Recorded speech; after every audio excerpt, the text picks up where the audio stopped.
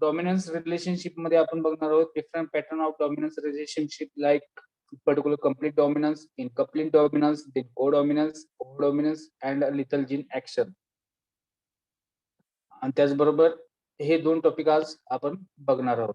ठीक आहे. So let's start with our today's topic, Mendelian principles of heredity. Mendelian principle of heredity जेनेटिक्सची definition सांगायची म्हटले तर आपण काय सांगतो, genetics is a branch of biology which deals with study of heredity and variation of an organism. So heredity and variation. Heredity means particular characters which are transferred from generation to generation or parents to their offspring. ठीक आहे, त्याला आपण म्हणतो heredity. जे hereditary character आहेत ते त्यांच्या parents पासून त्यांच्या जे काय ऑफस्प्रिंग आहेत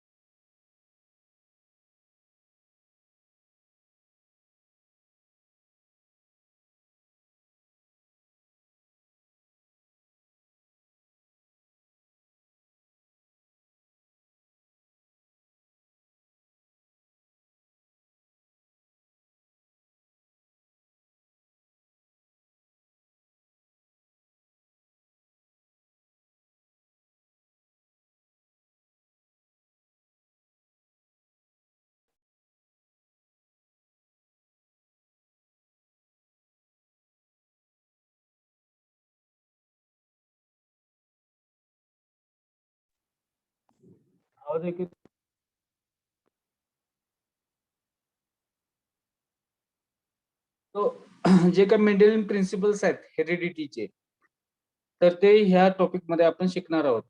त्यामध्ये हेरिडिटरी म्हणजे जे काही character parents to their offspring हे ट्रान्सफर होतात, त्याला आपण हेरिडिटी म्हणतो. आणि व्हेरिएशन म्हणजे काय, जे काही कॅरेक्टर ट्रान्सफर होत आहेत पॅरेंट्स टू देअर ऑफस्प्रिंग. ठीक आहे. तर विदिन ऑफस्प्रिंग जे काही व्हेरिएशन, जेनेटिक व्हेरिएशन सापडतं त्याला आपण म्हणतो व्हेरिएशन. म्हणजे सांगायचं उदाहरण म्हणजे तुम्ही तुमच्या आई वडिलांचे कॅरेक्टर तुमच्याकडे आलेले आहेत, त्याला आपण म्हणतो हेरिडिटरी कॅरेक्टर्स. पण तुमच्या दोन्ही भावांमध्ये, तुमच्या भावंडांमध्ये जे काही व्हेरिएशन येतं, ठीक आहे, दोन्ही मुलांमध्ये किंवा दोन्ही मुलींमध्ये, तर ते जे काही व्हेरिएशन, जे काही कॅरेक्टर मध्ये जे काही व्हेरिएशन आहे त्याला आपण, जे काही व्हेरिएबिलिटी आहे त्याला आपण व्हेरिएशन असं म्हणतो.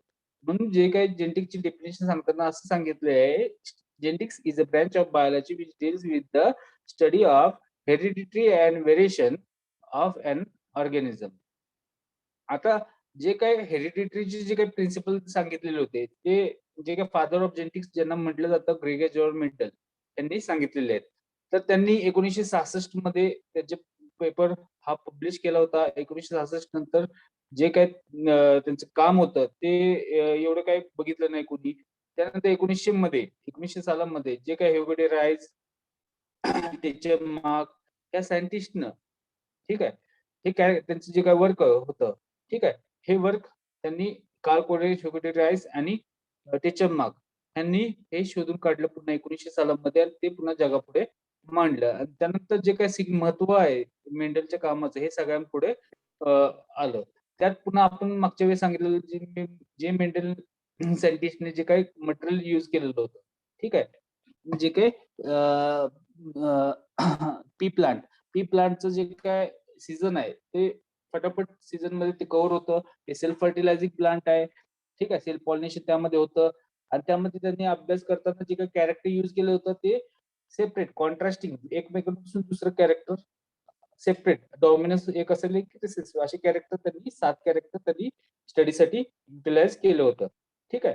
तर त्यामध्ये प्रत्येक वेळी त्यांचं सक्सेसचं कारण एकच होतं की महत्वाचं म्हणजे काय, तर ते एक प्युअर मॅथमॅटिशियन होते आणि पूर्णपणे मॅथमॅटिक्सचा वापर यांनी जेनेटिक्स मध्ये त्यांच्या कामासाठी युटिलाइज केला. त्यानंतर त्यांनी एका वेळेस एक कॅरेक्टर हे स्टडी केलं. ठीक आहे. So only single character study at a time. ते जे काही जेनेटिक जे ब्रीडिंग करण्यासाठी त्यांनी पॅरेंट्स युटिलाइज केले, हे प्युअर ब्रीडिंग म्हणजे प्युअर लाईन जे त्यांच्यामध्ये कोणत्याही प्रकारचं म्हणजे वर्षानुवर्ष त्यांच्यामध्ये चेंजेस होत नाही, पण त्यांचं क्रॉसिंग झाल्यानंतर त्यांच्यामध्ये कॉम्पिटिशन होईल असे म्हणजे प्युअर ब्रीड पॅरेंट्स त्यांनी युटिलाइज केले क्रॉसिंग प्रोग्रामसाठी. आणि महत्वाचं म्हणजे एका टाइमला त्यांनी सिंगल कॅरेक्टर हे युटिलाइज केलं. त्यानंतर त्यांनी सेपरेटली 2-2 कॅरेक्टर पण युटिलाइज केले. त्यावरती त्यांनी जे काही प्रिन्सिपल्स आहेत, 2 जे लॉ आहेत मेंडलचे ते त्यांनी मांडले. त्यामध्ये जे काही कॅरेक्टर आपण मागच्या वेळेस पण बघितले होते, पुन्हा रिवाइज करतो तुम्हाला. त्यामध्ये त्यांनी 7 कॅरेक्टर टोटल बघितले. त्यामध्ये सीड कॅरेक्टर कोणते आहेत? तर seed shape, seed coat colour आणि कोटिलेडरल कलर. त्यामध्ये डॉमिनंट फॉर्म सीड शेपसाठी round, recessive form wrinkled. Seed coat colour साठी grey and white. Cotyledonal colour साठी येलो आणि ग्रीन. देन पॉड कॅरेक्टर जी काही शेंग आहे, शेंगेचं जे काही कॅरेक्टर आहे त्यामध्ये पॉड कलर आणि pod shape. Pod colour for this dominance character is a green and recessive form is a yellow form. Then pod shape for this dominant form is inflated type of pods and particular recessive form is a constricted one. Then flower character for this particular flower position. First dominant is a axial position, means in a middle position, and a particular recessive form is a terminal, means शेंड्याला फुलं लागतात. तर हे दोन contrasting म्हणजे single कॅरेक्टरचे 2 contrasting part आहेत, dominant एक रिसेसिव्ह. त्यानंतर स्टेम कॅरेक्टर जी काय हाईट आहे प्लांटची, लेंथ और height of stem. Dominant is tall one and recessive one is dwarf. हे पूर्णपणे लक्षात घ्या. कॅरेक्टर 7 कॅरेक्टर कोणकोणते आहेत, सीट कॅरेक्टर कोणते, पॉड कॅरेक्टर आणि फ्लॉवर आणि स्टेम कॅरेक्टर असे 4 टाइप मध्ये टोटल 7 कॅरेक्टर आहे. सीड कॅरेक्टर 3 प्रकारचे आहे, seed shape, seed coat colour, cotyledonal colour. Pod character pod color, pod shape.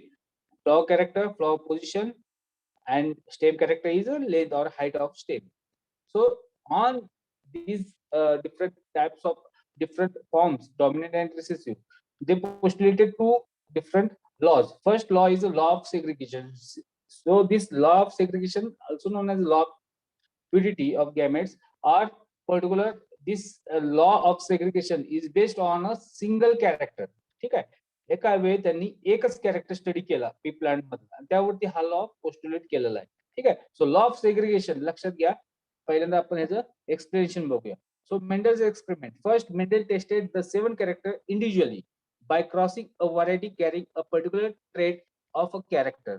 ठीक आहे. एका सिंगल कॅरेक्टर एका टायमिंगला त्यांनी स्टडी केला.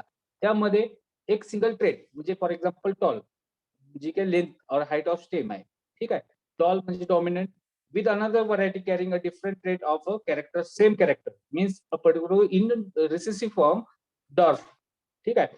एक प्लांट सिलेक्ट केलं त्यांनी जे उंच होतं, दुसरे प्लांट सिलेक्ट केले हे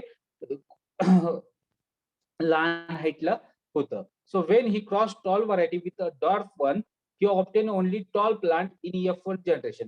जेव्हा त्यांनी टॉल प्लांट डॉर्फ बरोबर क्रॉस केलं त्यांना फक्त टॉल प्लांट हे मिळालं त्यांच्या नेक्स्ट प्रोजेनीमध्ये F1.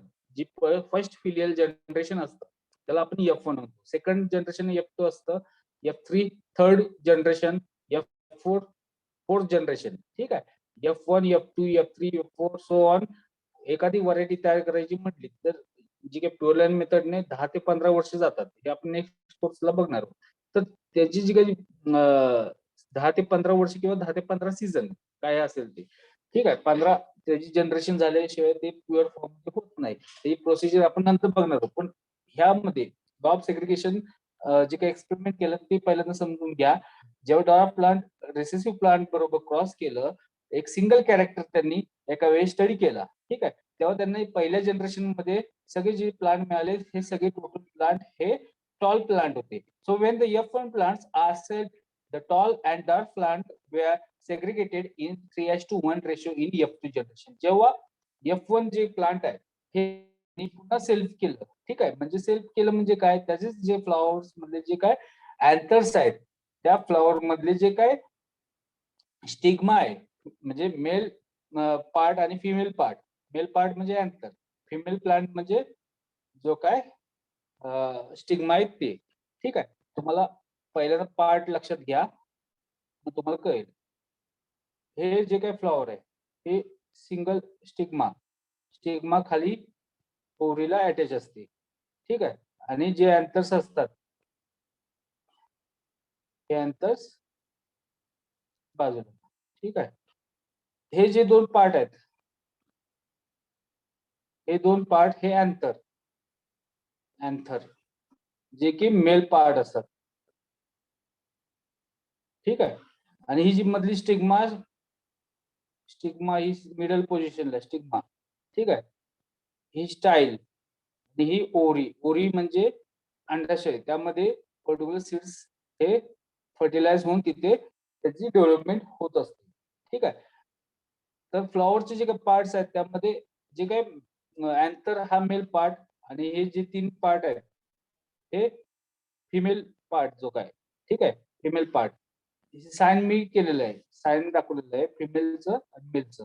तर फिमेल पार्ट आहे, जेव्हा पॉलिनेशन प्रोसेस होते, pollination means transfer of pollen grains from anther to the stigma of same or different flower, त्याला पॉलिनेशन म्हणतो. जर सेम फ्लॉवर पडलं त्याचे ते पोलन ग्रेन त्याच्या स्टिग्मावरती, ते आपण म्हणतो सेल्फ पॉलिनेशन. क्रॉस पॉलिनेशन म्हणजे त्याचे अँथर हे जे काय आहेत, अँथर मेल पार्ट्सचे जे काय पोलन ग्रेन्स आहेत, अँथर्स मधले जे काही पोलन ग्रेन्स आहेत दुसऱ्या फ्लॉवरवरती, दुसऱ्या प्लांटवरती जर पडले, ठीक आहे, तर त्याला क्रॉस पॉलिनेशन म्हणतो आपण, ठीक आहे. डिपेंडिंग अपॉन पॉलिनेशन, त्याचे वेगवेगळे पॉलिनेशनचे टाईप आहेत. Depending upon transfer of anther, त्याचे पॉलिनेशन वेगवेगळे टाईप आहेत. आता हे पी प्लांट आहे, हे सेल्फ पॉलिनेटेड प्लांट आहे, म्हणजे त्याचे सेम फ्लॉवरचे जे काय अँथरचे जे काही पोलन ग्रेन्स आहेत ते त्या स्टिग्मा जे काही फिमेल पार्ट आहे त्यावरती ते पडतात. एकदा ते फिमेल पार्टच्या स्टिग्मावरती पडले की तिथे जर्मिनेशन व्हायला सुरुवात होते. जर्मिनेशन झाल्यानंतर त्यांची पोलन ट्यूब ते तयार करतात, म्हणजे कोंब कसा येतो तसं ते पोलन ट्यूब फॉर्म करतात. ती पोलन ट्यूब स्टिग्मा मधून ती पास होते स्टाईल थ्रू, ती ओरीमध्ये जे काय वेगवेगळे ओल्स प्रेझेंट असतात ते फर्टिलाइज करतात. ओलचं फॉर्मेशन होतं, ओलची डेव्हलपमेंट होते. ओल एकदा डेव्हलप झाली, ओरी ही कवरिंग म्हणजे पॉड तयार होतं, ठीक आहे. वरचं टल्फर, शेंगाचं वरचं टल्फर असतं ती ओरी, ठीक आहे.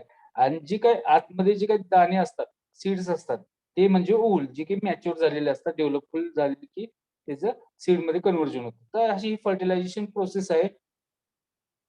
ह्या फर्टिलायझेशन प्रोसेस मध्ये टोटल सीड हे डेव्हलप होतं after pollination and after fertilization process. जर ते सीड हे पूर्णपणे मॅच्युअर झालं, पूर्णपणे त्याला सगळे नॉर्मल कंडिशन मिळाले, तर त्याचं ते सीड मध्ये कन्व्हर्जन होतं. आणि जे काही उरीचं कन्व्हर्जन हे पॉड मध्ये म्हणजे वरचं कव्हर हे त्याचं कन्व्हर्जन होत असतं. तर ही प्रोसेस लक्षात घ्या, हे तुम्हाला 12वीला झालेली आहे, पण पुन्हा एकदा रिवाइज केली. तर इथं काय झालं, टॉल प्लांट बरोबर जे काही डॉट प्लांट आहे ते क्रॉस केल्यानंतर जे पहिल्या जनरेशन मध्ये त्यांना सगळे झाडे हे पूर्णपणे उंच टॉल मिळाले. दुसऱ्या जनरेशन मध्ये जेव्हा त्याचं सेल्फ पॉलिनेशन झालं, ठीक आहे, त्यांच्या फ्लॉवर मध्ये सेल्फ पॉलिनेशन झाल्यानंतर त्यांच्यामध्ये 3 टॉल प्लांट अँड 1 डॉट प्लांट हे मिळाले, ठीक आहे. 3 प्लांट टॉल 1 डॉट, सो टोटल 4 पार्ट मध्ये त्यांनी कन्वर्ट केलं. फॉर्म्युला वापरलं त्यांनी, पर्सेंटेज मध्ये त्यांनी केलं किंवा जे काही रेशोज मध्ये, ठीक आहे, रेशोज मध्ये त्यांनी सांगितलं, म्हणजे 3:1 हा रेशो झाला. जे काही रेशोज आहेत त्यांनी अप्लाय केले आणि त्या रेशोच्या बेसिस वरती टोटल हे हेरिडिटरी कन्सेप्ट त्यांनी एक्सप्लेन केला. सो जेवढे झाले सीड्स तयार त्यांनी, जेवढे म्हणजे 100 झाले, 100 त्यांनी काय केले, समजा आले त्यांचे 100 75 झाडं ही त्यांची टॉल आली आणि 25 झाडे ही त्यांची डॉर्फ आली. मग 75 आणि 25 ह्यांचा रेशो काय झाला, तिसरा हिस्सा आणि पहिला हिस्सा, एक हिस्सा, 3 आणि 1 हिस्सा, असे टोटल 4 हिस्से. तर असे त्यांनी टोटल जे काही झाडे आहेत, प्लांट्स आहेत, त्यांनी टोटल त्यांचे एक्सप्लेनेशन करतात त्यांनी पूर्णपणे रेशोज मध्ये सांगितले. त्यामुळे तिथे एक्सप्लेन करताना ते व्यवस्थित आणि समजून सगळ्यांना आलं. तर ह्या जो काही प्रिन्सिपल आहे त्यावरती हा लॉ आहे.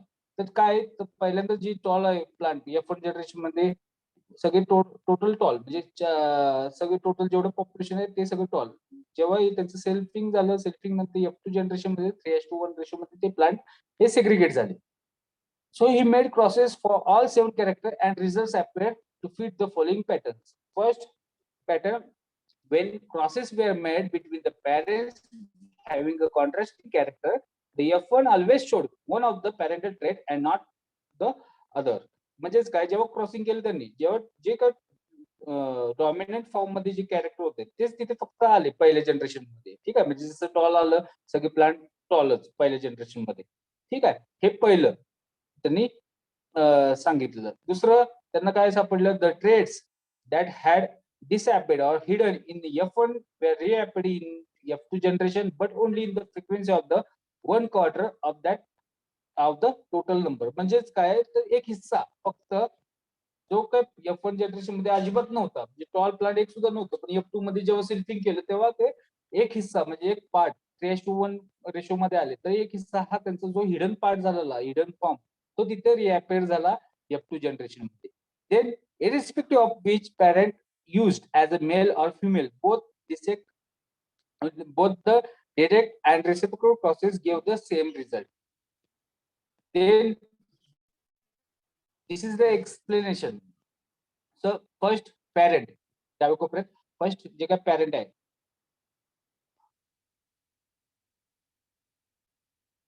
so this is parent, tall and dwarf is utilized. ठीक आहे,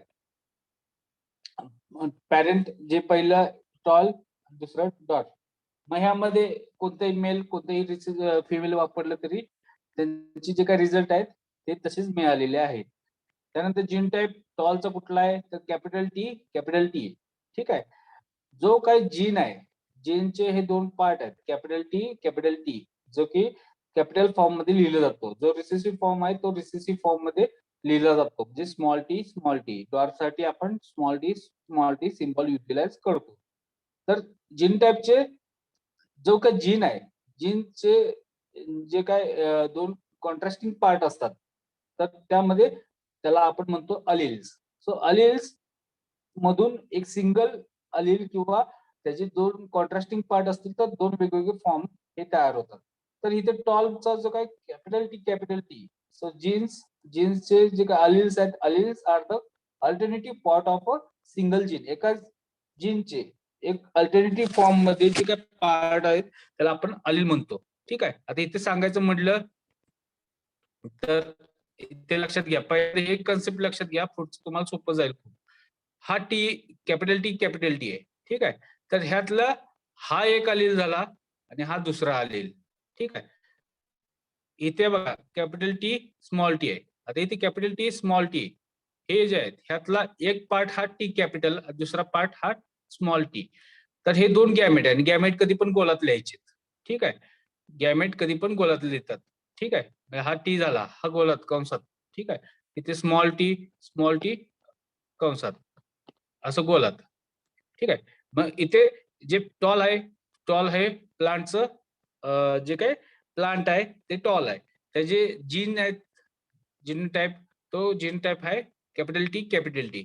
त्याचं गॅमेट आहे कॅपिटल टी. तसंच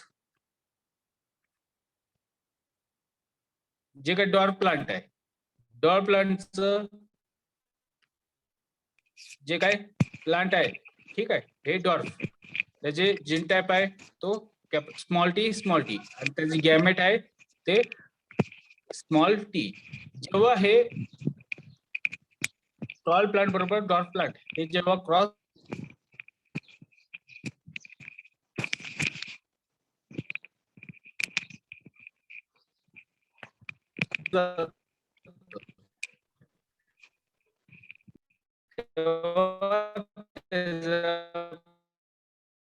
मिळतं, जीन टाईप हा कॅपिटल टी स्मॉल टी हा असतो.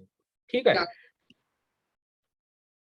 आणि त्याचं सेल्फिंग केलं तर त्याच्यापासून सेल्फिंग म्हणजे टॉल प्लांट जे की ह्या फॉर्म मध्ये आहे त्याच्याबरोबर क्रॉसिंग, हे दोन गॅमेट्स त्याचे काय येतात गॅमेट्स, तर त्याचे गॅमेट्स येतात कॅपिटल टी एक आणि एक येतं स्मॉल टी, जे की इथं दिलेलं आहे. हे दोन्ही गॅमेट्स आहेत त्याचे, हे दोन्ही गॅमेट्स आहेत त्या सेल्फिंग झाल्यानंतर. त्यानंतर चेकर बोर्ड वरती तुम्हाला प्रॅक्टिकलच्या वेळेस हे सांगितलं जाईल. चेकर बोर्ड वरती जे काय ते टाकल्यानंतर चेकर बोर्ड वरती जे काही गॅमेट्स आहेत, हे गॅमेट्स मेल पॅरेंटचे आणि फिमेल पॅरेंटचे हे सेपरेट टाकले जातात. चेकर बोर्ड वरती हे बघा, हे साइन दिसतंय, हे फिमेलचं साइन आहे. फिमेलचं साइन असं लिहिलं जातं. ठीक आहे. आणि मेलचं साइन हे असं लिहिलं जातं. ठीक आहे. तर जे काही गॅमेट आहेत मेल पॅरेंटचे, ठीक आहे. मेल पॅरेंटचे हे ते इथे इथे लिहिले जातात. हे मेल पॅरेंटचे गॅमेट. ठीक आहे. हे फिमेल पॅरेंटचे गॅमेट आणि त्यांचं कॉम्बिनेशन. आता इथे बघा, पहिलं कॅपिटल टी हा आणि कॅपिटल टी ते इथे येणार. ह्या रकान्यातलं काय आलं, तर कॅपिटल टी दोन्हीकडे. आता ह्या रकान्यात बघा, ह्या रकान्यात इकडे वरती आणि इकडे वरती काय कॉम्बिनेशन येतंय, तर कॅपिटल टी आणि स्मॉल टी. लक्षात घ्या, कधी पण डॉमिनंट फॉर्म पहिल्यांदा लिहिला जातो, नंतर रिसेसिव्ह. म्हणजे स्मॉल टी पहिल्यांदा, नंतर कॅपिटल टी असं लिहिलं जात नाही. लिहिताना कसं लिहिलं जातं, कॅपिटल टी, स्मॉल टी किंवा कॅपिटल कुठलाही फॉर्म असून देईल, एबीसीडी काही असू देईल. कॅपिटल पहिल्यांदा लिहायचं आणि नंतर मग पुन्हा स्मॉल, म्हणजे कॅपिटल ए स्मॉल ए असं नाही लिहायचं. कॅपिटल ए पहिल्यांदा लिहायचं, कधी पण स्मॉल ए असं कधी पण लिहिलं जात नाही. लिहिताना फक्त कॅपिटल ए स्मॉल ए किंवा कॅपिटल फॉर्म पहिल्यांदा स्मॉल फॉर्म नंतर लिहिला जातो. ठीक आहे. हे लक्षात घ्या. हे लक्षात घेतलं तरच पुढचं कळणार आहे. ठीक आहे. तर त्यांचं जे काही कॉम्बिनेशन आलं पहिल्या मध्ये, ठीक आहे. पहिला जे काही कॉम्बिनेशन आलं त्यामध्ये त्यांना कॅपिटल टी म्हणजे जो काही प्युअर टॉल आहे तो मिळाला. नंतर दुसरं combination capital T small T म्हणजे हायब्रिड टॉल. ठीक आहे. म्हणजे यामध्ये कॅपिटल टी आणि स्मॉल टी आहे, त्यामुळे हायब्रिड टॉल. तिसरं कॅपिटल टी स्मॉल टी म्हणजे हायब्रिड टॉल. आणि चौथं प्युअर डॉट स्मॉल टी ह्यामध्ये मिळाले. जे काय F2 म्हणजे सेल्फिंग केल्यानंतर जे काय पॉप्युलेशन आहे ते त्यांना या पद्धतीने मिळालं. जनरेशन मध्ये F2 मध्ये काय मिळालं, तर जे 4 पैकी 3 पार्ट, ठीक आहे, हे टॉल मिळाले आणि डॉर्फ पार्ट 4 पैकी 1. सो कॅपिटल टी जो काय जिन टाइप होता, तो जिन टाइप मध्ये कॅपिटल टी हे 1 आणि कॅपिटल टी स्मॉल टी असे 2, असे मिळून 3 हे फिनटाइप मिळाले. म्हणजे डॉर्फ मधले जे phenotype means visual appearance, genotype means genetic constitution of that particular organism. Genetic जे काय जीन्सचं जे काही कॉम्बिनेशन होतं ते त्याला जीनटाइप म्हणतात. फिनटाइप जे वरून आपल्याला प्लांट स्ट्रक्चर दिसतं ते फिनटाइप. जीनटाइप 1 प्युअर टॉल आणि 2 हायब्रिड टॉल असे टोटल फिनटाइप 3 टॉल प्लांट आपल्याला मिळाले. तसंच हे टोटल 3. तसं F2 म्हणजे जे काय एक सिंगल प्युअर डॉर्फ होतं ते एक प्युअर डॉर्फ. सो त्यामुळे जे काय रेशो आहे, ठीक आहे, रेशो मध्ये आपल्याला 3:1 रेशो मध्ये आपल्याला F2 मध्ये जो काही जिंटेपिक रेशो आहे तो आपल्याला 1:2:1, ठीक आहे, हा मिळालाय. 1 म्हणजे काय, हा प्युअर टॉल म्हणजे कॅपिटल टी, ठीक आहे. 2 काय आहेत, capital T small T hybrid tall आणि पुन्हा एक स्मॉल टी हा प्युअर डॉट. असे 1:2:1 मध्ये हा जिनोटाइपिक रेशो मिळाला. त्याच पद्धतीने फिनोटाइपिक रेशो काय मिळाला F2 मध्ये, तर F2 मध्ये फिनोटाइपिक रेशो 3 टॉल प्लांट. ठीक आहे. फिनटाइप म्हणजे आपल्याला डोळ्याने दिसते ना टॉल आहे. आणि 3:1 1 इज अ डॉर्फ एक मिळालं प्लांट. तर असे आपल्याला 3:1 रेशो मध्ये हे प्लांट मिळाले F2 मध्ये.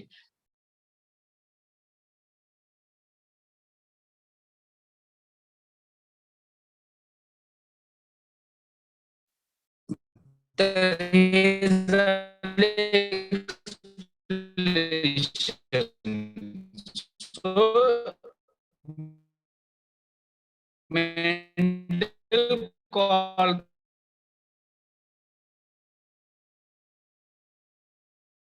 a factor, and the factor hidden all the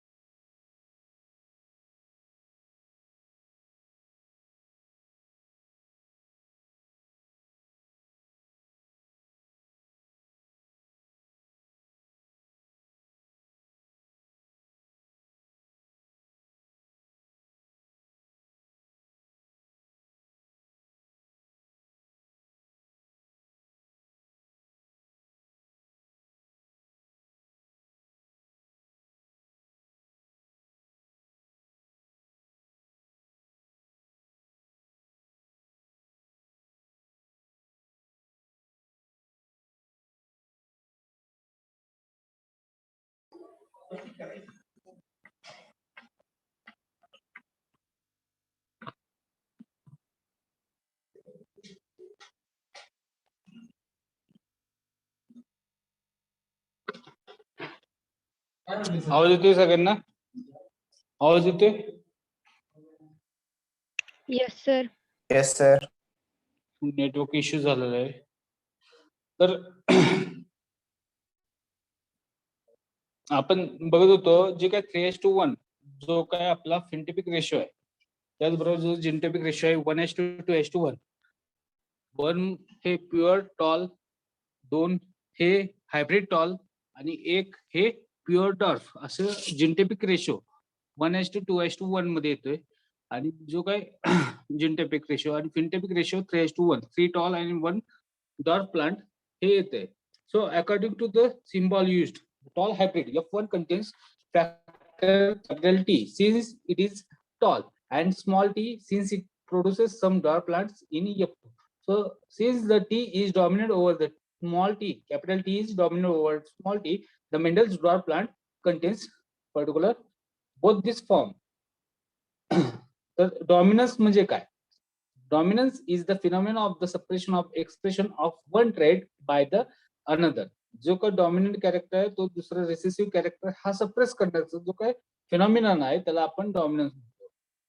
so to find out the number of factor controlling each trait, Mendel set the plants in F2 generation, so the dwarf plants upon the self fertilization always give rise a breakthrough to dwarf in all the generation. जेव्हा dwarf plants जेव्हा self pollination केलं जातं pure doll, तेव्हा ते पूर्णपणे सगळीकडेच dwarf plants हे मिळले जातात. So when the tall plant break through and 2/3 of the tall plant F2 plants upon the self fertilization produces tall and dwarf plants in 3:1.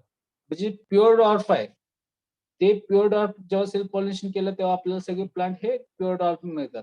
Pure tall हे जेव्हा सेल्फ पॉलिनेशन केलं तेव्हाही आपल्याला सगळे टॉल प्लांट मिळतात. पण जेव्हा तुम्ही हायब्रिड टॉल म्हणजे जे आपल्याला 3 पार्ट पैकी 2 पार्ट हे आपल्याला टॉल मधले 3 पार्ट पैकी 2 पार्ट हे कॅपिटल टी स्मॉल टी हे हायब्रिड टॉल मिळालेले आहेत, तेव्हा जे ते आपण सेल्फ करतो तेव्हा त्यांचं पुन्हा 3:1 रेशो मध्ये त्यांचं सेग्रिगेशन होतं. का तर त्यांच्यामध्ये जे काही जेनेटिक कॉन्स्टिट्यूशन आहे ते मिक्स कॉन्स्टिट्यूशन आहे, कॅपिटल टी स्मॉल टी. ठीक आहे, वरती जसं एक्सप्लेनेशन सांगितलं त्याप्रमाणे.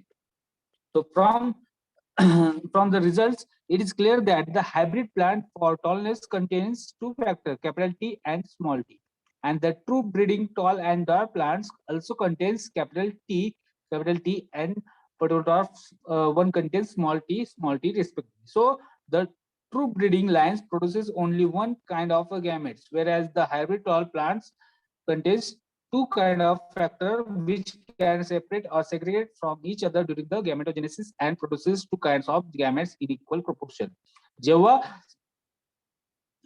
दोन ब्रीडिंग जेव्हा होतं, ठीक आहे, तेव्हा हायब्रिड प्लांट जेव्हा दोन वेगवेगळे फॅक्टर असतात त्यामध्ये 3 जेव्हा त्यांचं हायब्रिडेशन प्रोग्राम होतो, गॅमेट फॉर्म होतात, तेव्हा त्यांचं पुन्हा 2 जे काही इक्वल प्रोपोर्शन मध्ये 2 म्हणजे डॉमिनंट आणि रिसेसिव्ह फॉर्म मध्ये ते होतात. So the random combination of this gametes leads to production of dwarf and dwarf progeny in the ratio of 3:1. जो काही फिनोटाइपिक रेशो आहे 3:1 मध्ये आपल्याला मिळतं आणि जेनेटिक रेशो आहे तो 1:2:1 रेशो मध्ये मिळतो. तर based on this explanation, law of segregation that is law of purity of gametes, allelic genes हे आता घोकून पाठ करा किंवा समजून घेतलं सोपं जाईल. Allelic genes in hybrid do not blend or contaminate each other. जे F1 हायब्रिड मध्ये जे काय अलिलिक जीन्स असतात, ठीक आहे, जे काय जीन्स असतात 2 अलिल फॉर्म असलेले, तर जे काय अलिलिक जीन्स असतात ते हायब्रिड मध्ये एकमेकांमध्ये अजिबात मिक्स होत नाहीत. कॅपिटल टी स्मॉल टी अजिबात मिक्स होत नाहीत ते एकमेकांमध्ये, ठीक आहे, but segregate and pass into the different gamete during the gametogenesis. So law of segregation is that allelic genes in a hybrid do not contaminate or do not blend or contaminate each other, but segregate and pass into the different gametes during the gametogenesis. So for example, the F1 hybrids, that is capital T small t of a monohybrid cross. Monohybrid means single character study at a time. So single character is hybridized at a time. So it is a monohybrid cross. So the hybrid F1 hybrid, that is a capital T small t of a monohybrid cross between the capital 1 tall and dominant one is a tall and recessive one is a dwarf. Pea plant have one dominant allele capital T for tallness and one recessive allele, that is a small t, for the dwarfness. Allele means what? Alleles are the alternative part of a single gene. So though the tall and dwarf alleles remain together, जेव्हा दोन्ही पण tall किंवा dwarf हे जे alleles आहेत एका plant मध्ये ते एकत्र असले तर ते एकमेकांमध्ये अजिबात मिक्स होत नाहीत. ठीक आहे. आणि जेव्हा त्याचं सेग्रिगेशन व्हायला सुरुवात होते तेव्हा ते सेग्रिगेट होतात, पण ते मिक्स होत नाही. तर हा जो काही लॉ ऑफ सेग्रिगेशन आहे तो हाच आहे की जेव्हा ते F1 मध्ये असतात ते एकमेकांमध्ये मिक्स होत नाहीत, त्यांचं काही कुठल्या प्रकारचं रिकॉम्बिनेशन होत नाही जेव्हा सिंगल कॅरेक्टर एका टायमिंगला क्रॉस होत असेल त्यावेळी. So though the tall and dark alleles remain together but does not contaminate or mix with anyone. So both the alleles segregate to produce gametes either having a dominant allele, that is a capital D, and a recessive allele, that is a small t. And the law of segregation is universal and its application and it has been found to occur in both plants and animals also. ठीक आहे. Plants मध्ये आणि animal मध्ये हा law of segregation दोन्हीकडे असतो. So chromosomal basis of segregation. आता basis काय क्रोमोझोमल म्हणजे क्रोमोझोम मध्ये ऍक्च्युअली काय होतं. सो इन द एनाफेज आपण स्टेज बघितलेले आहे जेव्हा जे काही सेपरेशन होतं त्यावेळेस in the anaphase stage of meiosis the members of the homologous chromosome pair segregate or separate from each other and move to opposite pole. As a result of allelic genes are present in homologous chromosome are also separated and carried to the opposite pole. जे काही jeans आहेत तेही separate होत असतात त्या वेळेस. ठीक आहे. सो डिफरंट टर्मिनॉलॉजीज आता बघा. What is a gene? Gene which is an inherited factor that determines the biological characteristic of an organism. So is called as a gene. Gene म्हणजे काय? एक इनहेरिटेड फॅक्टर आहे. तो जे काही बायोलॉजिकल कॅरेक्टर जे अपेअरन्स होतात कॅरेक्टर ते डिटरमाइन करतो. So in modern term gene may be a segment or short segment of a DNA which code for a single polypeptide chain. एक सिंगल पॉलीपेप्टाइड चेन बनवण्यासाठी जो काही सेगमेंट आहे डीएनएचा त्याला आपण म्हणतो जीन. ठीक आहे. डीएनए टोटल सगळं टोटल डीएनए पण त्यातला जो काही पार्ट असतो ठीक आहे तो असतो gene.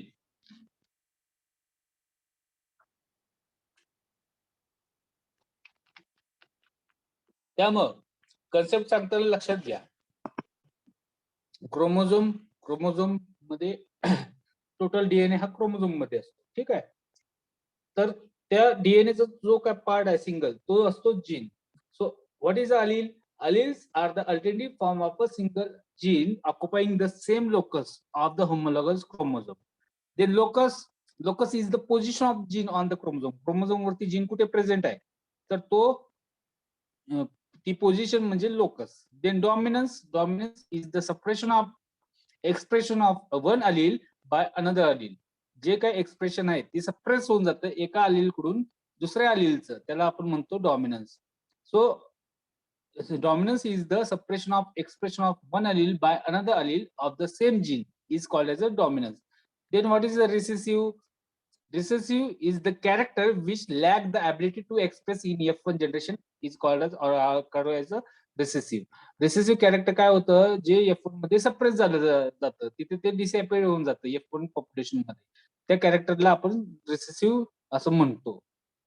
Then the what is a genome is a set of chromosome. क्रोमोझोमचा जो काही सेट आहे त्याला जीनोम म्हणतो. टोटल जे काय हेरिडिटरी मटेरियल आहे त्याला आपण जीनोम म्हणतो, जे की प्रत्येक ऑर्गॅनिझम किंवा प्लांट मध्ये ते प्रेझेंट असतं वेगवेगळ्या साईज मध्ये. त्याची साईज ही बाईट्स मध्ये कॅल्क्युलेट केली जाते, म्हणजे किलोबाईट, मेगाबाईट, गिगाबाईट असं. Then Gene type is a genetic constitution, that is a genetic makeup of an individual is called as a gene type. Gene type म्हणजे काय? जेनेटिकली जो काही कॉन्स्टिट्यूशन आहे म्हणजे कॅपिटल टी आपण म्हणतोय. ठीक आहे. किंवा कॅपिटल टी स्मॉल टी. हे जे काही जीन्सचं जे काही कन्स्ट्रक्शन आहे त्याला जीन टाईप म्हटलं जातं. So the genotype of a tall plant is capital T or capital T small T. Capital T म्हणजे pure tall, capital T small T म्हणजे हायब्रिड टॉल. त्याचप्रमाणे डॉट प्लांटचा जो काही जीन टाईप आहे तो स्मॉल टी. लक्षात घ्या, पुन्हा एकदा लक्षात घ्या, जे काय जीन टाईप म्हणजे genetic constitution, phenotype means external appearance, म्हणजे जे वरून आपल्याला दिसतंय, डोळ्याने दिसतंय जो काय अपीअरन्स, त्याला आपण म्हणतो फिनटाईप. Phenotype is the external appearance of an individual produced by the genotype in cooperation with the environment is called as a phenotype. आता phenotype मध्ये काय होतं, phenotypeला कधी कधी जे काही एन्व्हायरमेंटल फॅक्टर हा तो फरक करत असतो. एन्व्हायरमेंट जर ऍबनॉर्मल कंडिशन मध्ये असेल तर त्यावेळेस phenotype मध्ये चेंज होऊ शकतो.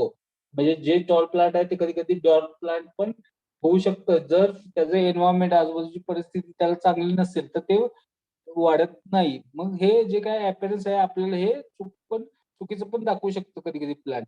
तर हा फिनटाईप जो की एन्व्हायरमेंटल इंटरॅक्शन थ्रू हा चेंज होऊ शकतो, तर त्याचा रेट खूप कमी असतो. Then what is a character?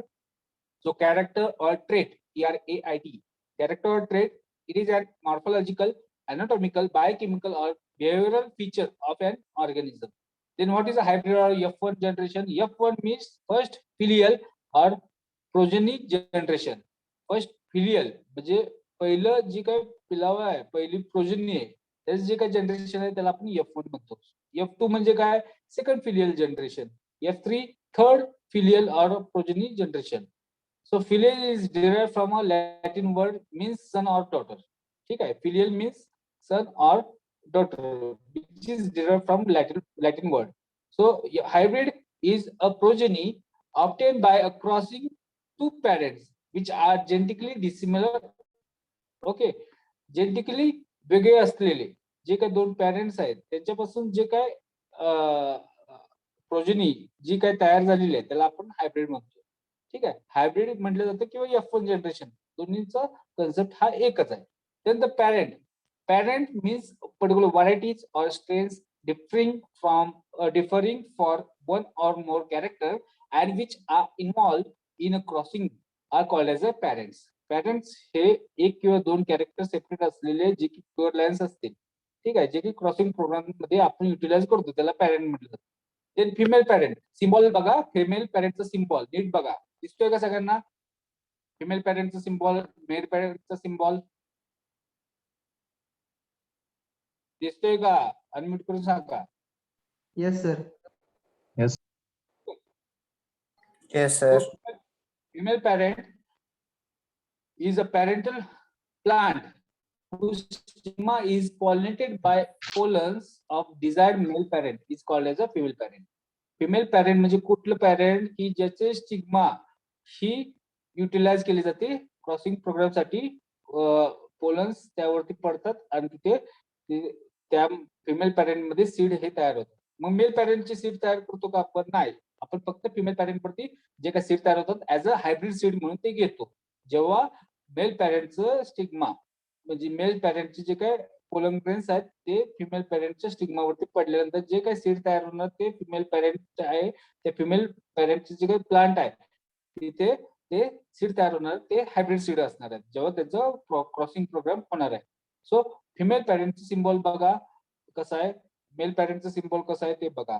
Male parent, which is a parent plant whose pollens are used for the pollination of a desired female parent. The pollination is a transfer of pollen of a desired male parent to receptive stigma of a female parent is known as a pollination. Pollination means जे काय pollen grains असतात anther मध्ये present असणारे mail पार्टचे, फ्लॉवरचं male part म्हणजे anther, anther मध्ये जे काय असतात ते पोलन ग्रेन्स ते फिमेल पॅरेंट जो काय फिमेल पॅरेंटची जी काय फिमेल पार्ट आहे जो की स्टिग्मा त्यावरती ट्रान्सफर होण्याच्या प्रक्रियेला पॉलिनेशन म्हटलं जातं. So pollination is a transfer of pollen of a desired male parent to receptive stigma of female parent. Then pollinating agent. Pollinating agent may be any insect or maybe hand pollination or by wind or by water. Pollination साठी जे काही agent उपयोगात येतात त्याला आपण pollinating agent असं म्हणतो. आता इमॅस्क्युलेशन महत्वाचा कन्सेप्ट आहे. जेव्हा हायब्रिडायझेशन प्रोग्राम करतो तेव्हा आपल्याला फिमेल पॅरेंट मध्ये जे काही स्टिग्मा आहे ती युटिलाइज करायचं. फिमेल पॅरेंट मधलं जे काही मेल पार्ट आहे त्याचं काय करायचं, तर ते रिमूव्ह केलं जातं. ठीक आहे, फिमेल पॅरेंट मध्ये जे काय मेल पार्ट आहे तो आर्टिफिशियली रिमूव्ह करतो, त्या प्रोसेसला आपण इमॅस्क्युलेशन म्हणतो. मेल पार्टचं जे काय दुसरं मेल पॅरेंट, दुसरा आपण मेल पॅरेंटचं मेल पार्ट युटिलाइज करतो. मग फिमेल पार्ट जो आपण युटिलाइज करतो फिमेल पॅरेंट मधला, मग त्याच्याबरोबर जो मेल पार्ट असतो त्याचं काय करायचं, तर ते काढून टाकलं पाहिजे, कारण की सेल्फ पॉलिनेशन होईल. मग जर नाही काढलं तर मग ते सेल्फ पॉलिनेशन अवॉइड करायचं असेल तर तिथे आपल्याला फिमेल पॅरेंट मध्ये जे काही मेल पार्ट आहे तो काढून टाकायला लागतो. तर त्या प्रोसेसला म्हणतो आपण emasculation. So emasculation is the process of removal of all immature anthers or even androecium of a bisexual flower is called as the emasculation. Then Zenia effect or Zenia. Zenia is the effect of a pollen on embryonic and maternal tissues is called as a Zenia. Then homozygous and heterozygous concept. Homozygous म्हणजे काय? Homozygous means capital same किंवा like अलिल्स किंवा identical अलिल जेव्हा असतात एका single जीनचे त्याला आपण होमोझायगस असं म्हटलं जातं. झायगस मीन्स झायगोट. ठीक आहे, झायगस लक्षात ठेवा. होमोजिनस आणि homozygous. Homozygous means individual having identical alleles for a character is known as a homozygous. Homozygous, zygous means जे काही जेनेटिक कॉन्स्टिट्यूशन साठी असतं त्याला झायगस वापरतात. जिनस म्हणजे जे काही फिनोटाइपिक अपीअरन्स साठी असतं त्याला आपण जिनस म्हणतो. जेनिया इफेक्ट बघितला आता meta. Xenia effect means effect of pollens on maternal tissues, त्याला आपण म्हणतो metaxenia. Xenia means effect of pollens on particular embryonic or maternal tissue. त्यानंतर heterozygous means individual having a different alleles for a character is known as a heterozygous gene type. ठीक आहे, हेट्रोझायगसचं कसं आहे, capital T small T हे वेगवेगळे जे काय alleles आहेत तर त्याला आपण हेट्रोझायगस म्हणतो. आता ह्यामध्ये होमोजिनस आणि हेट्रोजिनस. होमोजिनस म्हणजे जेव्हा तुम्हाला शेतामध्ये सगळे झाडे एकसारखे दिसतात, ठीक आहे, दिसायला आपल्याला फिनोटाइपिकली एकसारखे दिसतात, त्याला आपण म्हणतो होमोजिनस. हेट्रोजिनस मीन्स जेव्हा आपल्याला एक झाड उंच एक बारीक असे किंवा हे एका कॅरेक्टरसाठी दुसरे पण कॅरेक्टर आहेत बरेचसे, तर असे वेगवेगळे फुलं असतील तर ते तो जो काही इफेक्ट आहे त्याला आपण म्हणतो हेट्रोजिनस इफेक्ट. ठीक आहे, जो की फिनोटाइपिकली आपल्याला दिसतो त्याला जिनस म्हणतो. हेट्रोजिनस किंवा होमोजिनस. होमोजिनस म्हणजे एकसारखे दिसलं आपल्या प्लॅट सगळे होमोजिनस, वेगवेगळे दिसले हेट्रोजिनस. जर हेट्रोझायगस आणि होमोझायगस म्हणजे काय, तर ते अलिल्स जे काय त्यांचं एकसारखेपणा किंवा डिफरंट असेल तर ते एकसारखे असतील तर होमोझायगस, डिफरंट असतील तर हेट्रोझायगस. त्यानंतर monohybrid, डायहायब्रिड, पॉलीहायब्रिड. Monohybrid is the F1 offspring produced by the crossing two true breeding parent. जे F1 जे क्रॉस आपण F1 भेटतं, F1 कशापासून भेटतं, तर जे ट्रू ब्रीडिंग जे पॅरेंट्स आहेत, ठीक आहे, जे की एकाच कॅरेक्टर साठी डिफरंट आहेत, जे टॉल हाईट किंवा डॉट हाईट किंवा व्हाईट फ्लॉवर किंवा पिंक फ्लॉवर, फक्त एकच कॅरेक्टर ऍट अ टाइम, त्यासाठी ते डिफरंट आहेत. तर असे जे काय पॅरेंट्स मधला जो काही क्रॉस आहे त्याला आपण म्हणतो monohybrid cross. So monohybrid is the F1 offspring, त्याला मोनोहायब्रिड क्रॉस म्हणतो. आणि जे F1 आहे त्याला आपण म्हणतो मोनोहायब्रिड, जे काय हायब्रिड आहे त्याला आपण मोनोहायब्रिड म्हणतो. So monohybrid is the F1 offspring produced by crossing two true breeding parents which are differ in one character only. So monohybrid individuals are the heterozygous at one locus. Then dihybrid is the F1 offspring produced by crossing two true breeding parents which are differ in two characters. So dihybrid individuals are heterozygous at two loci or two locus. Then polyhybrid the F1 hybrid or F1 offspring produced by crossing two different true breeding parents which differs for more than three characters are known as a polyhybrid. Trihybrid म्हणजे तीन character पेक्षा जास्त असतील त्याला आपण पॉलीहायब्रिड म्हणतो. Then reciprocal cross आणि back cross आणि टेस्ट क्रॉस. हे कन्सेप्ट लक्षात घ्या. रेसिप्रोकल क्रॉस म्हणजे एकदा मेल पॅरेंट यूज केला त्याचा फिमेल पॅरेंट यूज केलाय, ठीक आहे. हे त्यापासून हायब्रिड मिळाले. दुसऱ्या वेळेस काय केलं, जे पहिल्यांदा आपण फिमेल पॅरेंट यूज केले ते as a male parent use करणार आणि जे मेल पॅरेंट यूज केले ऍज अ फिमेल पॅरेंट, म्हणजे आदला बदली ऍज जे काय पोलन आणि जे काही parts use in which both the parents are involved, vice versa.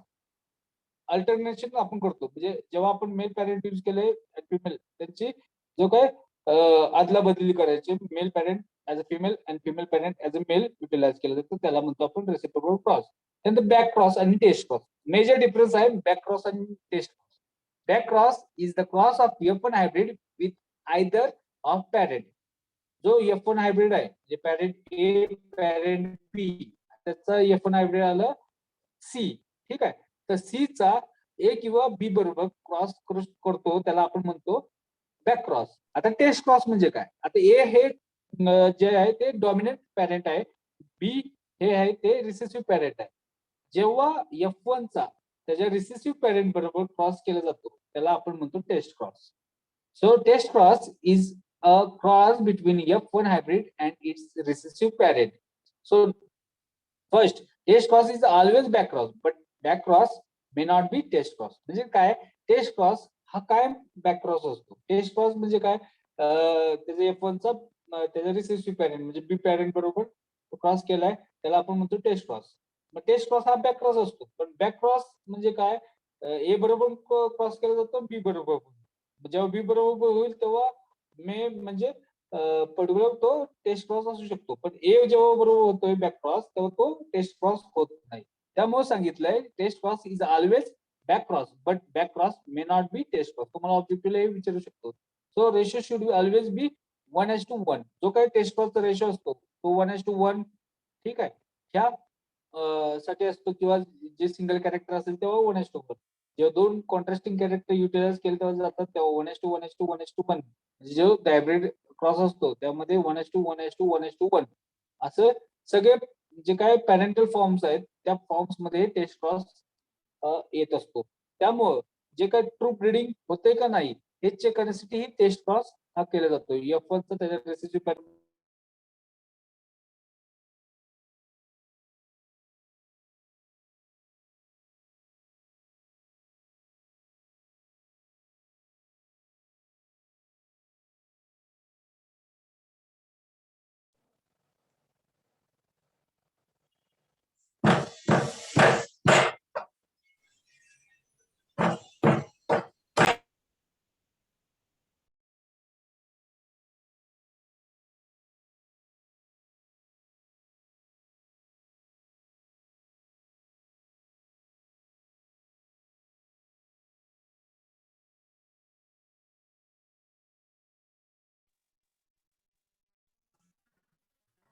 ठीक आहे. आवाज येतोय ऐकू?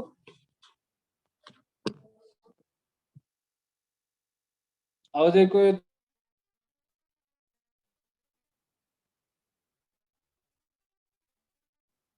आवाज ऐकू येते का?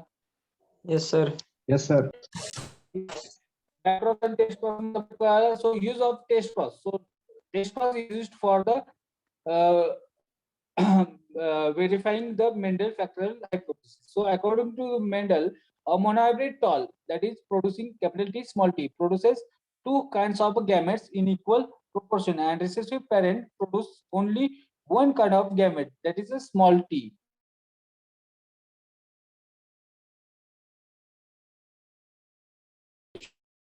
So we get tall and dot factorial hypothesis. So according to this, but this test cross is verifies the Mendel factorial hypothesis. Then test cross is for the identifying the genotype of an unknown parent. If F1 parent to identify their F1 hybrid जे काय parents identify करण्यासाठी हे taste cross utilise केले जातात.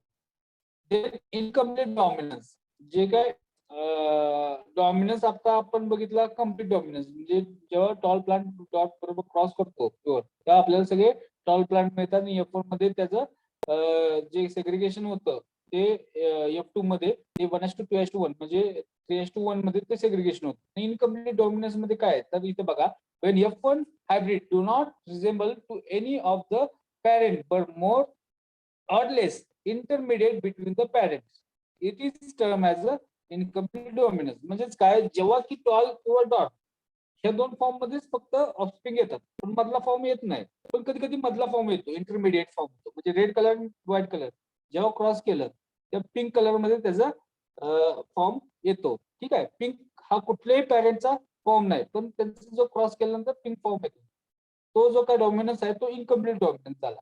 ठीक आहे.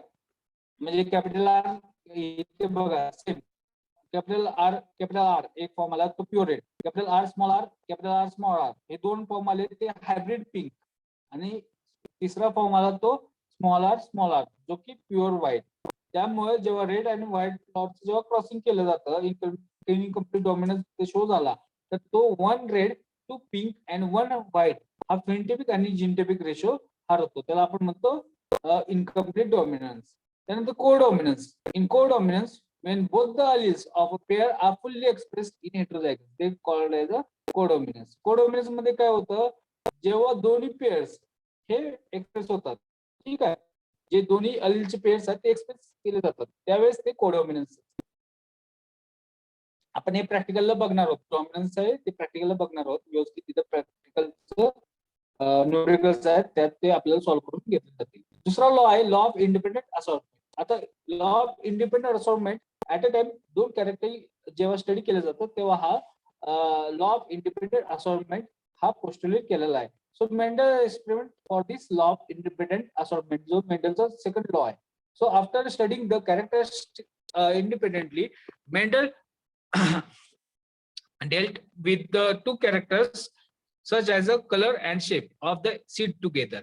जे काय सीडचा कलर आणि सीडचा शेप ठीक आहे ते दोन्ही ऍट अ टाइम त्यांनी स्टडी केली. So the F1 hybrids receive genes for yellow and round character from one parent and genes for the green and wrinkle character for another parent. ह्यात काय केलं पॅरेंट जो पहिला पॅरेंट आहे त्याचे yellow जे काय सीड कलर आणि राऊंड त्याचा शेप आणि दुसरं पॅरेंट आहे ते ग्रीन कलरचा त्याचा सीडचा कलर आहे रिंकल त्याचा जे काय सीडचे सीड कोट जे आहे ते रिंकल्ड आहे.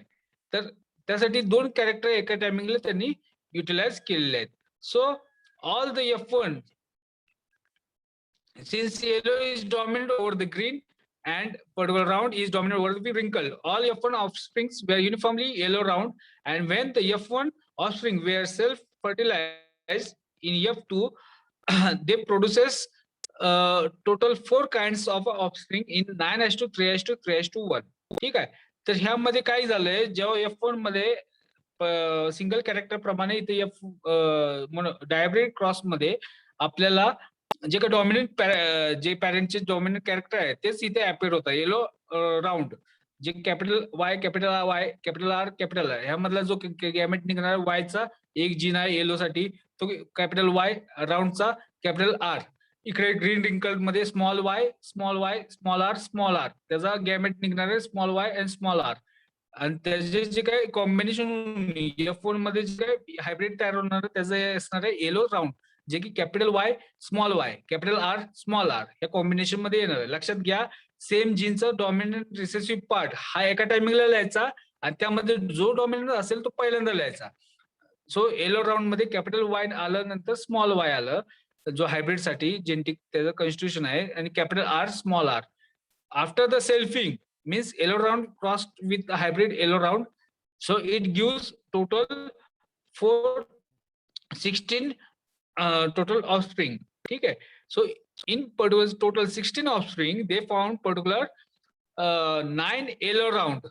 Okay, then 3 yellow wrinkle, 3 green round and 1 yellow wrinkled in 9:3:3:1 proportions. जो phenotypic ratio आहे तो फिनोटाइपिक रेशो 9:3:3:1 त्याचा जीनोटाइपिक रेशो म्हणजे कॅपिटल वाय कॅपिटल आर हे जे आहे ते एक येलो राऊंड जो कॅपिटल वाय कॅपिटल आर या फॉर्म मध्ये एक दोन जे आहेत ते capital Y capital R small R हे दोन.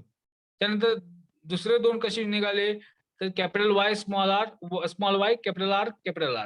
ठीक आहे. आणि 4 कसे निघाले capital Y capital R small R असे 4. नंतर एलो रिंकल म्हणजे कॅपिटल वाय स्मॉल आर असे असलेले एलो रिंकल. ठीक आहे. तर असे निघाले काही त्यामध्ये पर्टिक्युलर ते 3 निघाले. त्यानंतर 3 ग्रीन राऊंड निघाले आणि एक येलो रिंकल्ड.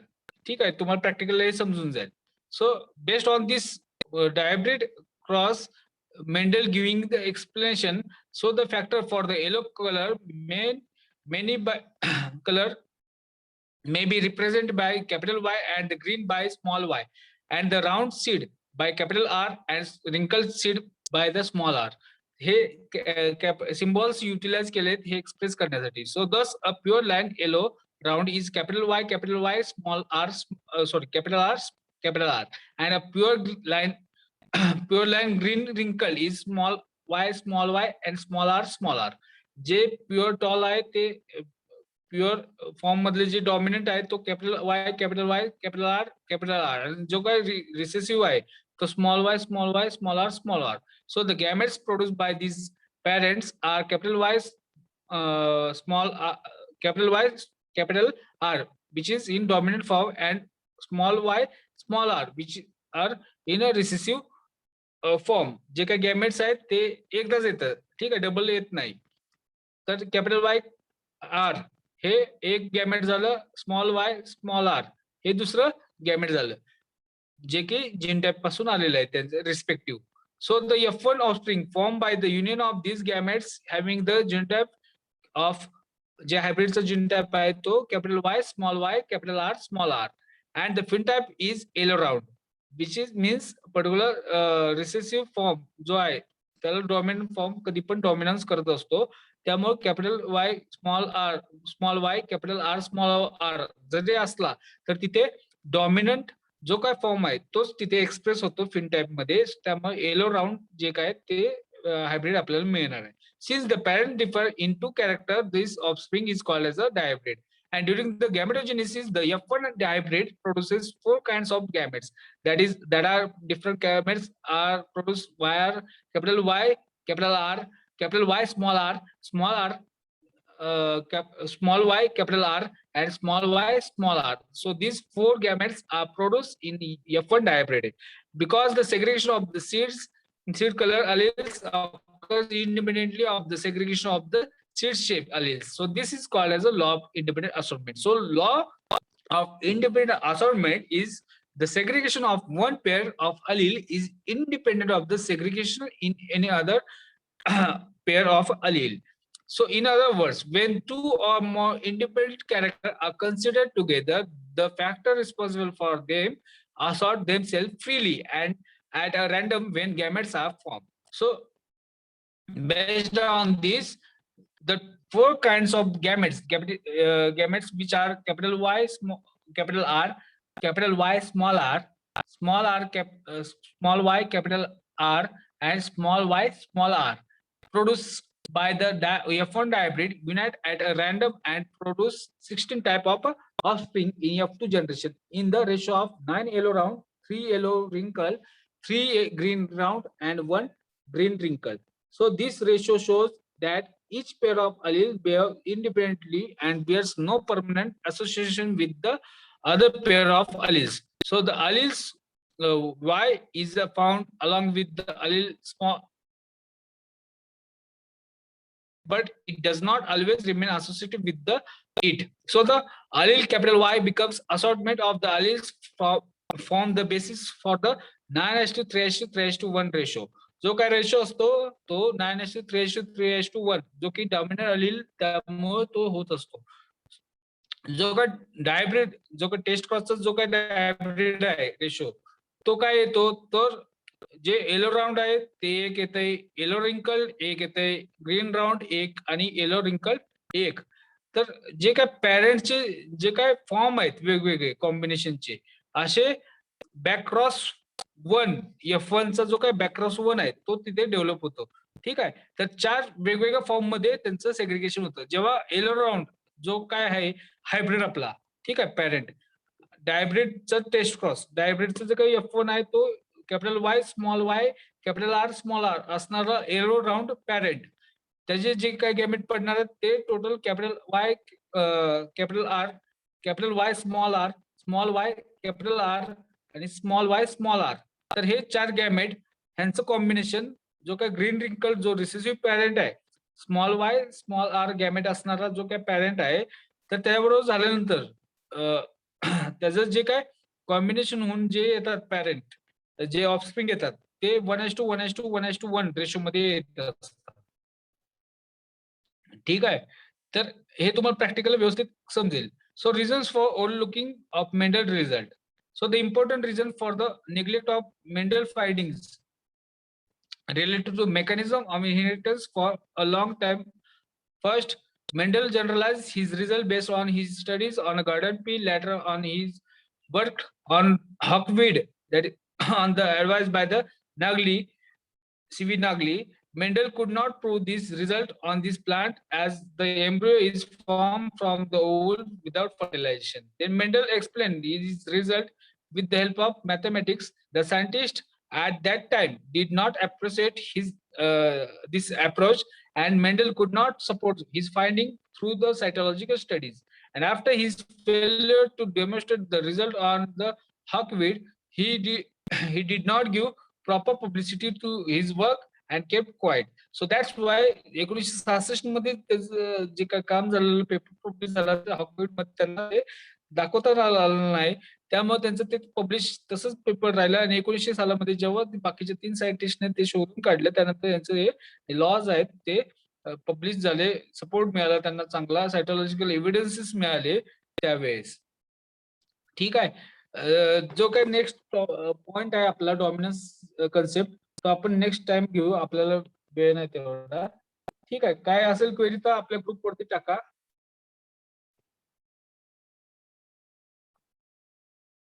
व्हिडिओ ऑन करा सगळ्यांनी, अटेंडन्स लावतो.